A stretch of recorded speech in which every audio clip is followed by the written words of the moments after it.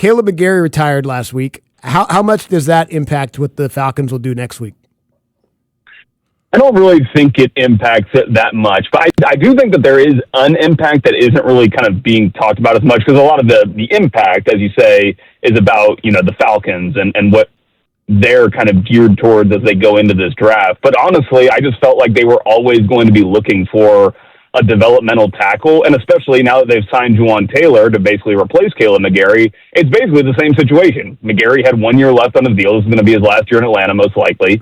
And it seems like the same will be the case with Jawaan Taylor. And, you can make the caveat for both that if they were to have a great year, potentially Atlanta could extend them. But I think that they were always looking towards inserting a new tackle basically at that right tackle spot after this year. And so I don't think it changes from that perspective. I do think that how it slightly changes things is that the developmental tackle that they do select that does ultimately come in, I think it positively gives them an opportunity to win the job. Probably not out of training camp, but maybe eventually over the course of the season, because you have a bigger question mark there in Jawaan Taylor, as opposed to if it was Kaleb McGary. I think that he was solidly going to lock down that position. So I think as far as for development, I think it's probably a positive for whoever that tackle ends up being, knowing that there's a great opportunity for him to win that job over the course of time, even before we get to next year. So I do think that there's a bit of a dynamic change from that perspective, but I don't think it changes the strategy of how Ian Cunningham is planning to build this roster out. JP, how much time do you think he gave the Falcons as far as knowing he's going to retire? Because they signed Jawaan Taylor less than an hour. So is this something that you thought that the conversations might have been had months ago?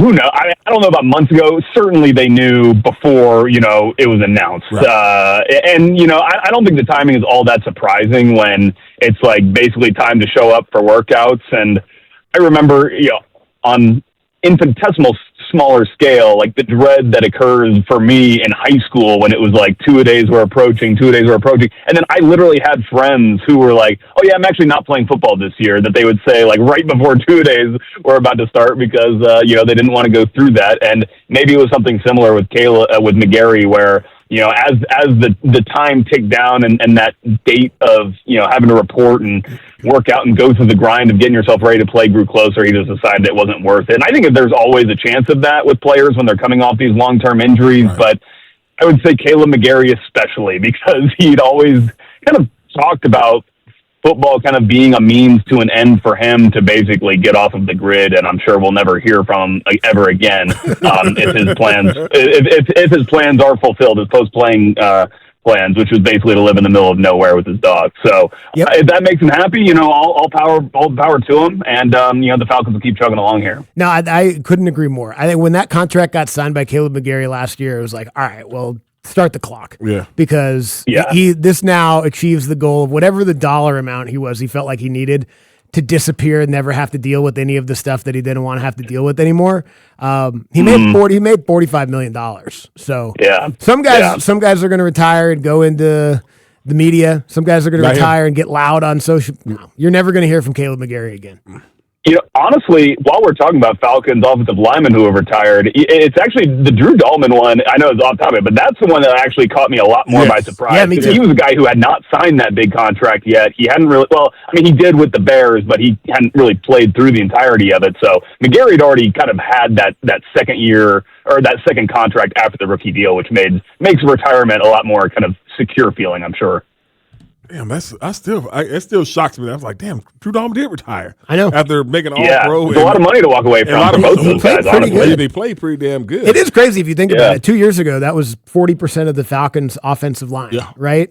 And they're both young and in the middle of their careers. And it's both of those guys are going to be retired in 2 years from right now. And they are. Yeah, it's great. Hey, Joe, we were talking yesterday about, as far as Matt Ryan, could he have had I don't want to say rocky, but just damn, what I get myself into offseason for a guy who's just coming to this job. I think Rocky's all right. Yeah, it's pretty rocky. Yeah. I mean, it wouldn't be the first time for a general manager of a team. And the reason I say it is I actually think of Garth Lagerwey from Atlanta United, former president of Atlanta United, who had spoken about the fact that you don't really get to see all the details of what's going on in the organization until you actually are hired. Like they literally cannot share it with non-employees. And then, and I know in Garth's case, it was like seeing the finances of where the team was at. And it's like, okay, this is maybe a bigger chore than we had planned. And I don't know, in Matt's case, if it's really taking him all that much by surprise necessarily, because I'm sure, he's been through experience so much as a player too, seeing kind of the ups and downs of how an NFL organization goes. But, I'm sure that there are challenges, and we're always going to be these and with any person who's, coming into a new role, there's probably just unknown unknowns. There's just things that you don't know about, that you don't even know that are going to occur, that are going to that you're going to run into, and you're going to have to kind of problem solve around. So, and I'm sure that, a surprise retirement like this could have definitely been one of them where, and for Ian Cunningham, you don't really kind of know some of these things are going to occur until it comes to pass. And so, yeah, I mean, I'm sure this is all very much a learning experience for Matt Ryan, but I also think that he offers this organization a latitude to do the right thing, I think, when they're building this roster and they're taking their time. And I've been saying, like, they're kind of eating their vegetables, so to speak. They're not really pushing it like Terry Fontenot was, where he had these pressures on him to make the playoffs after this team had been out of the playoffs for so long. It's hard to kind of say we're going to take our time on this after you've been out of the playoffs for 8 years now. But I think having a leader like Matt Ryan affords the organization the kind of political capital, so to speak, to be able to do not a long-term build. I think just 1 year basically of kind of getting your affairs back in order, getting your finances in a better spot before, again, you can start to make moves. And what should be a really interesting offseason next year as well. Now, we've seen a little bit of free agency from Ian Cunningham now. Obviously got a chance to talk to him a couple of times. Maybe you can apply some of what the Bears have done in their draft when he was in that role in their front office. But kind of based on what you've learned and heard from Ian Cunningham thus far as a GM, what's a draft prediction that you feel like pretty comfortable making ahead of next week? I think, I think there's a couple. We already talked about one of them. Like, I think a tackle. When we talk, the GMs are always going to say it's like best player available. I don't know any GM out there who's like, yeah, we need to have a tackle in this draft class because, you don't want to ever expose what your strategy is. But I think pretty clearly for this team, they're going to be drafting a tackle. So that's one. I think as far as like overall strategy, I think that Ian Cunningham couldn't really be any more clear about his intention or his want to trade down in this draft. But he's also kind of caveated all those indications and statements that he's made with an attached, but we're not going to be pushed around. And it will be interesting to see if the Falcons ultimately do trade down or if they don't. Like, if they don't, I think that what we'll ultimately understand is that while they wanted to trade down, they didn't see any offers out there that were good enough for them. However, having said that, I do think if I'm to make a prediction, I think we will see at least one more trade down in this draft. Where that occurs, I don't know, but it just seems to me like Ian Cunningham has messaged that he wants to make picks. It's almost like he honestly is like, I have fun making drafts. Yeah. I think it's a fun part of the job, and I want to do it as much as possible. So I wouldn't even be surprised if they just want to add some more 7th-round picks. If they want to trade down from one of their later round picks just to add a pick or two. I would certainly look out for the Falcons to be doing that when the draft comes around next week. Joe, what's your thoughts on this draft? Because of the simple fact that there's not a lot of quarterbacks that are going to be first-round guys. What do you think as far as do you think there's going to be, like you're saying, trade back, trade down, all those different things? Or you think teams are going to stay put because of the fact there's not a lot of good quarterbacks? Well, it's an interesting one for the Falcons because I feel like, there are some positions out there that aren't necessarily like the high positional value type positions that the Falcons are still going to be very interested in, and I think there are some players there at those positions who are really good. And I'll just, as an example, I think at the linebacker position, you've got like off-ball linebacker, you lose Caden Ellis. That's a pretty big loss. But I think that there are a couple guys out there that would do a really solid job. I think being able to step in and basically start right away. If you're looking to invest with like your number 48 pick in that position, Jacob Rodriguez is a name that has kept cropping up over and over again.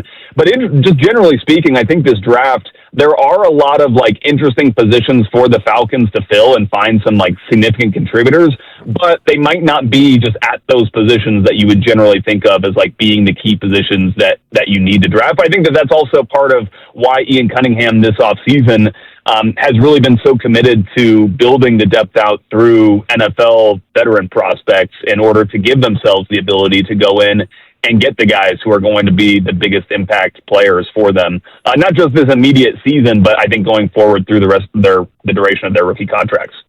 Joe, great stuff. Appreciate you, Jay. Thank you. Appreciate it, JP. All right. Thanks for having me on, guys. Appreciate it. Smoking Joe Patrick there, 92.9 The Game, Falcons beat reporter. He will obviously be a part of our draft coverage on Friday night as we cover the second and third rounds of the NFL draft, where the Falcons will select. Jacob Rodriguez is at 48. I've seen his name there a lot. Really? Yeah.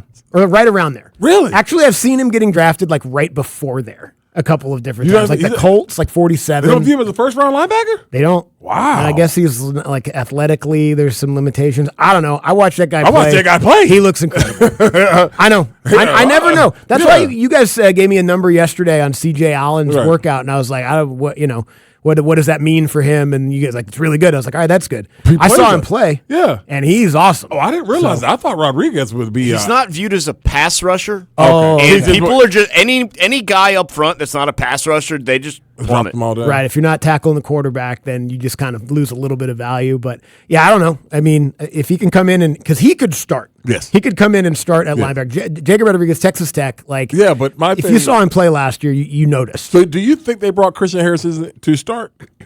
I think, or at least to compete to start. Okay. Yeah, I think so. I thought they brought him to start. Yeah. You're gonna unless you draft a guy maybe and he plays better. We know Diablo's one of the guys. But I think Christian Harris will play a lot. I think Christian Harris will play a lot. Yeah. I'm thinking like if he's healthy. Because I'm like, who was Caden the green dot guy or was it Diablo? I think Caden was. Caden was the green dot. So, all right. And then there's also the guy who I think is going to be an all-pro if he plays 17 games. That's true. Yep. Don't sleep on Troy Anderson. Yep. If he plays 17, he's going to be an all-pro. One of the greatest bet hedges of all time. I know, right? If he plays 17 games is amazing.